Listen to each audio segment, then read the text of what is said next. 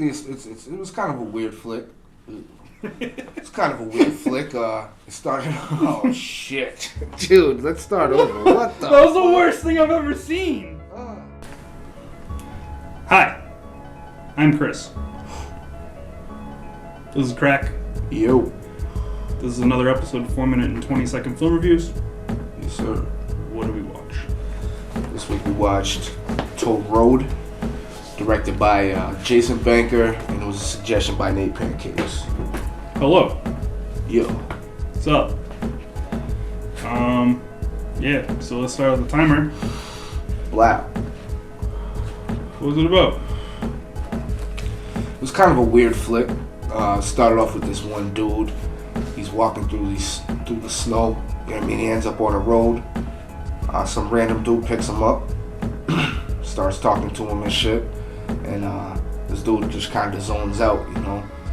And then just a flashback, boom, it shows him like getting all fucked up, taking acid, him chilling with a bunch of his homeboys, like just getting fucked up and like lighting each other's nuts on fire and just doing weird, stupid shit that people do when they get high and get fucked up or whatever.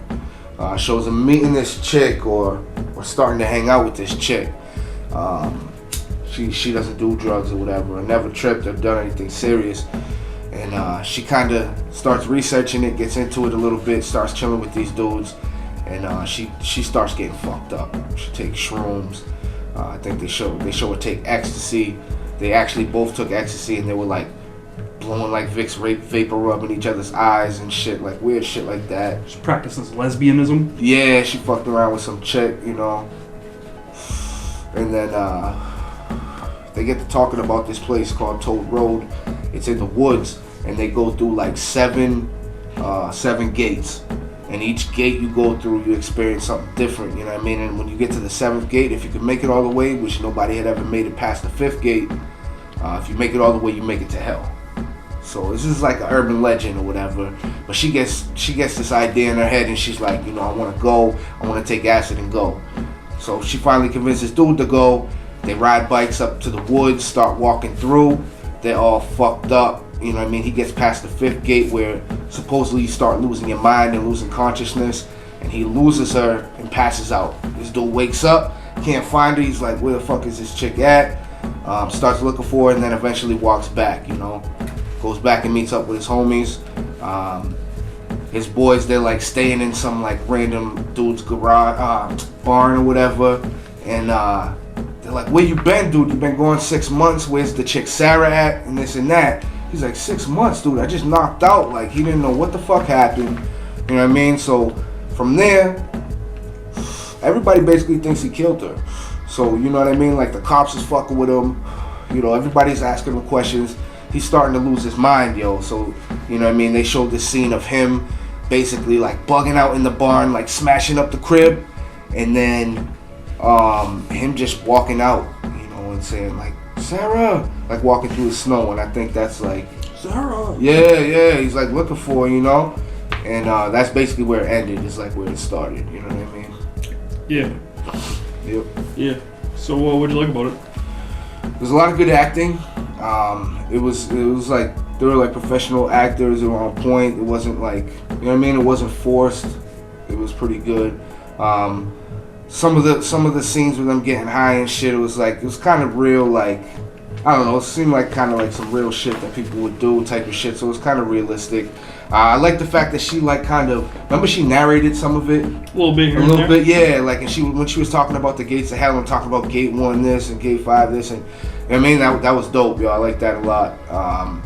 And the scenery's real dope too in it, you know what I mean?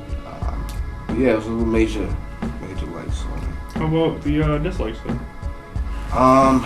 Dislikes, shit. I didn't really like the ending. It didn't really like. You hated the ending. Yeah, I kind of hated the ending because I'm like, what the fuck? Like, all of a sudden the fucking, you know what I mean? Like the credits start rolling and I'm like, what the fuck? That's the end. So I didn't really like the end. There wasn't a lot of horror in it, but it was still kind of scary and you know that whole shit. Yeah, those are my major dislikes. It wasn't too bad of a flick. So on the scale, out of a possible 3.5, I'm gonna give this one 2.7. It's something you could check out. You know what I mean? But yeah, it's pretty dope. It's pretty good. Yeah, it's pretty good. Yeah. I think Artsploitation did the DVD. Well, I know Artsploitation did the DVD. Word. Secret Lair did a VHS tape that I think you can still get, but I'm not really sure.